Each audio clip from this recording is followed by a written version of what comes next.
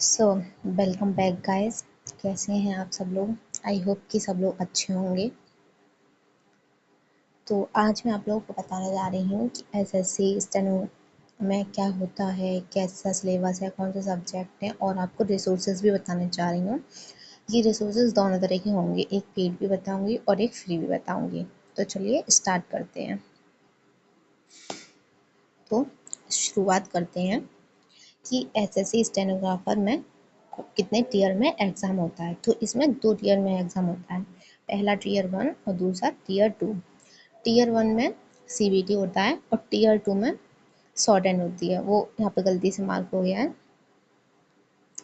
ये आप इसको हटा लेना यहाँ से। ये इसका होता है टीयर 1 में, ठीक है। ये टीयर 1 में है। तो टीयर 1 में, हाँ, पहले हम टीयर 2 की बात कर लेते हैं क्योंकि वो छोटा है। तो टीयर 2 में आपको शॉर्ट हैंड सीखनी पड़ती है। तो अगर आप 2026 एग्ज़ाम के लिए चाहते हैं कि आपको एक अच्छी जॉब चाहिए, तो आप अभी से शॉर्ट हैंड सीखने में लग जाइए, क्योंकि आपको स्पीड बनाने में मैक्सिमम 8 to 9 मंथ्स लग जाएंगे, ठीक है। तो अब बात करते हैं टीयर 1 की। ये है सीबीटी। ये हमारा एक तरह से रैंक डिसाइडर होता है, यानी कि हमें जो मिनिस्ट्रीज अलॉट होती हैं, जो हमें वो मिलता है, वो हमें सब सीबीटी के थ्रू मिलता है। जो भी हमारे मार्क्स बनते हैं, जैसे कि मेरे पिछली बार रॉ मार्क्स 152 थे एंड नॉर्मलाइज होकर 155 पॉइंट कुछ हो गए थे। तो टीयर 1 में 3 सब्जेक्ट होते हैं, ठीक है। पहला सब्जेक्ट हमारा रीजनिंग है, दूसरा सब्जेक्ट हमारा जीके है और तीसरा सब्जेक्ट हमारा इंग्लिश है। तो रीजनिंग में 50 क्वेश्चंस होते हैं, जीके में 50 क्वेश्चंस होते हैं और इंग्लिश में भी 50 क्वेश्चंस होते हैं, ठीक है। तो अब मैं आपको पहले तो फ्री बता दे रही हूँ कि आपको रीजनिंग कैसे पढ़नी है। तो आप यूट्यूब पे जाके सर्च करिए reasoning by Piyush Varshney sir. तो पीयूष वार्ष्णेय सर की वीडियोस आपको आ जाएंगी, ठीक है। अब वो वन शॉट भी डालने लगे हैं, तो आप वन शॉट भी देख सकते हैं। डिटेल सिलेबस मैं आपको प्रोवाइड कर दूंगी, तो आप चैप्टर वाइज उनकी डाल के वन शॉट वो आप निकाल सकते हैं।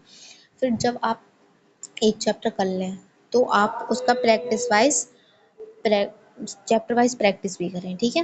तो इससे आपका बेस स्ट्रांग होगा।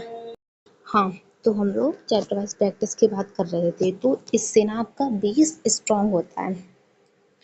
जैसे आपने एक चैप्टर पढ़ लिया, उसके पॉइंट्स जो इम्पोर्टेंट होते हैं वो नोट कर लिए। जब तक आप उस चैप्टर के 50 से 100 क्वेश्चन अपनी पेन के नीचे से नहीं निकाल देते, आपको कुछ भी समझ में नहीं आएगा। तो शुरू में ये ना सोचो कि अरे मुझे तो ये आता ही नहीं है, अरे मैं ये कैसे करूँगा। सब चैप्टर वाइज प्रैक्टिस का खेल है, तो आपको ये करना ही करना है एट एनी कॉस्ट। अब आते हैं बैच के बारे में।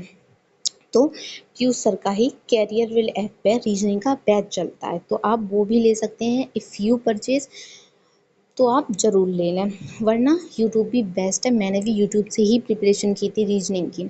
चलिए अब आते हैं परमार सर की बात करते हैं, यानी कि जीके और GS. GK GS means Parmar sir. अगर आप इंग्लिश मीडियम से हैं, वैसे तो सर हिंदी मीडियम में भी अच्छे से पढ़ाते हैं, उनकी नोट्स भी हैं, तो आप हिंदी मीडियम वाले भी पढ़ सकते हैं, और इंग्लिश मीडियम वाले तो हैं ही, बेस्ट ही हैं परमार सर। तो आप परमार सर का जीके या जीएस का बैच लेना चाहें, तो उनका ऐप है परमार एसएससी ऐप, उस पर उनका बैच है जीके 3.0।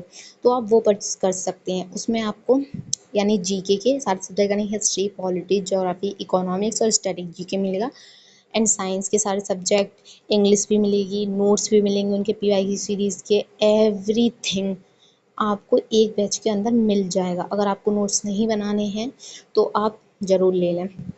हैं, अब बात करते हैं यूट्यूब पर। परमार सर ने बहुत सारी सीरीज़ चला रखी हैं, एफआरबी चला रखी है, पीवाईक्यू सीरीज़ चला रखी है, और परमार सर के वन शॉट्स भी डले हैं। तो आप चाहें तो हर एक सब्जेक्ट के मतलब चैप्टर वाइज देख लें कि इसमें ये है, इसमें ये, इसमें ये, तो उससे परमार सर से पढ़ लें। वरना आप वन शॉट भी, अगर आप मतलब थोड़े टाइम में आप वो चाहते हैं ना, तो आप परमार सर की वन शॉट भी देख के ना, ये बेस्ट है बेस्ट। इससे भी आपको इतना आउटपुट मिलेगा कि आप सोच भी नहीं सकते। और हाँ, अगर आप नोट्स नहीं बनाना चाहते हैं, तो आप परमार सर की बुक है फैटमैन। आप फैटमैन को ज़रूर ले लें, ये बुक बेस्ट है। इसमें आपको ए टू जेड सब कुछ एक ही जगह पे मिल जाएगा। ये बुक सच में बेस्ट है, आप इस बुक को ले लीजिए। मेरी राय पर ले लीजिए, आपको बिल्कुल भी बाद में ये नहीं लगेगा कि ये बुक हमने क्यों ली। इसे आप खुद से भी रीड करेंगे ना, तब भी आपको लगेगा कि हाँ, हम कुछ सीख रहे हैं। तो ये था जीके के बारे में। अब बात करते हैं इंग्लिश के बारे में। इंग्लिश मैंने जो पढ़ी थी वो रानी मैम से पढ़ी थी।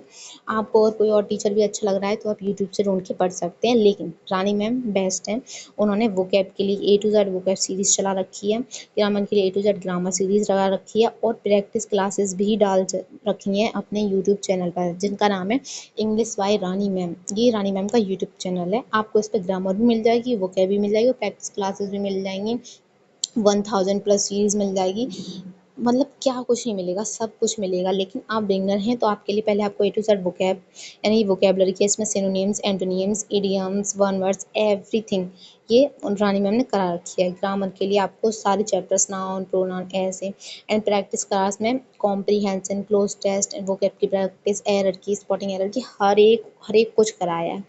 अगर आप रानी मैम के बैच से पढ़ना चाहते हैं तो अभी रानी मैम का पुराना बैच डला है, क्रैश कोर्स। अगर आपको रिकॉर्डेड पढ़ना है तो आप उस क्रैश कोर्स को ले सकते हैं, नहीं तो रानी मैम का नया बैच आने वाला है अचीवर 6.0, तो आप इस बैच को ज़रूर ले लें अगर आपको बैच से पढ़ना है। अगर आप वोकेबलरी के नोट्स हैंड रिटन बना सकते हैं तो बेस्ट है। अगर नहीं बना सकते तो रानी मैम की बुक आती है समुद्र मंथन ऑफ वोकेबलरी, आप उसे भी ले सकते हैं। बाकी मैं आपको यही सजेस्ट करूँगी कि आप हैंड रिटन नोट्स ही बनाएं। तो ये थी सारे सब्जेक्ट्स की बात, ठीक है। अब बात करती हूँ मैं अपने चैनल की। तो हम आपको क्या क्या देंगे, हम आपको डेली टारगेट्स, क्योंकि जब कोई एक बच्चा बिगनर होता है तो यही सोचता है कि हम कहाँ से कैसे शुरू करें, एक दिन में क्या पढ़ें, कौन से सब्जेक्ट का कितना पढ़ें, कितनी क्लासेस लेनी चाहिए। तो हम अपने चैनल पे आपको डेली टारगेट्स प्रोवाइड करेंगे, ये स्पेशली बिगनर्स के लिए। लेकिन एज अ रिपीटर, मैं खुद भी एक रिपीटर हूँ, और ये मेरा अब जो 2026 का मेरा थर्ड अटैम्प्ट होगा, तो आप मेरे साथ भी प्रैक्टिस कर सकती हैं। और मैं मॉक टेस्ट दिया करूँगी, उसकी भी एनालिसिस आपके साथ शेयर करूँगी, ठीक है। और आप लोग की जो भी क्वेरीज होंगी उन सब के आंसर देने के लिए मैं बिल्कुल रेडी हूँ। प्लीज़ प्लीज़ प्लीज़ ज़रूर पूछें। और हाँ, सबसे सबसे सबसे सबसे मोस्ट इम्पॉर्टेंट बात, टेक्स्ट बुक का पास ज़रूर परचेज़ कर लें। टेक्स्ट बुक एक ऐसा प्लेटफॉर्म है जो आपकी प्रिपरेशन को बूस्ट करने में सबसे सबसे सबसे ज़्यादा हेल्पफुल रहने वाला है। इस पे आपको हर एक एग्ज़ाम के मॉक टेस्ट मिलेंगे, और जब तक आप मॉक टेस्ट नहीं देंगे तब तक आपकी प्रैक्टिस में कोई सुधार नहीं आएगा, आपकी तैयारी बिल्कुल बेकार है। तो आपको टेक्स्ट बुक का पास ज़रूर परचेज़ करना चाहिए। उस पर बहुत सारे ऑफ़र्स भी चलते रहते हैं, तो आप देख लें, उस हिसाब से परचेज़ कर लें। और हाँ, एक बात आप सब लोग ज़रूर ज़रूर ज़रूर ध्यान रखें कि शुरुआत में कोई भी बच्चा एकदम यहाँ से यहाँ नहीं पहुँच जाता है, उसको टाइम लगता है, एक सीढ़ी चढ़ना पड़ता है। तो आप जितनी ज़्यादा प्रैक्टिस करेंगे, जितने ज़्यादा अपने आप को टाइम देंगे, जितने ज़्यादा अपनी स्टडीज़ के साथ कंसिस्टेंट एंड ऑनेस्ट रहेंगे, उतनी ही जल्दी आप ये पा लेंगे, ठीक है। और आपको अगर डेली टारगेट सीरीज़ में मेरे साथ जुड़ना है तो प्लीज़ प्लीज़ प्लीज़ मेरे चैनल को सब्सक्राइब कीजिएगा। आप लोग का बहुत बहुत धन्यवाद। और हाँ, आपको मैंने यहाँ पे स्ट्रेटजी प्रोवाइड करा रही है, वो कोई ऐसी वैसी स्ट्रेटजी नहीं है। ये स्ट्रेटजी मैंने खुद फॉलो की थी, ये मेरी खुद की स्ट्रेटजी है। And I am selected in 2024 as SC steno grade D, और मुझे मिनिस्ट्री ऑफ होम अफेयर्स मिला है, गृह मंत्रालय मुझे मिला है। और मैंने खुद 6 to 7 मंथ्स की CBT की प्रिपरेशन में 152 मार्क्स स्कोर किया था। एंड शॉर्ट हैंड के लिए भी मैंने 7 to 8 मंथ्स दिए थे, इतने में मेरी शॉर्ट हैंड आ गई थी। तो अगर आपको भी सिलेक्शन लेना है तो प्लीज़ प्लीज़ प्लीज़ ज़रूर फॉलो कीजिएगा। और मेरी जर्नी में जुड़ने के लिए आप लोगों का बहुत बहुत बहुत थैंक यू, और अपना टाइम देने के लिए भी बहुत बहुत थैंक यू। धन्यवाद।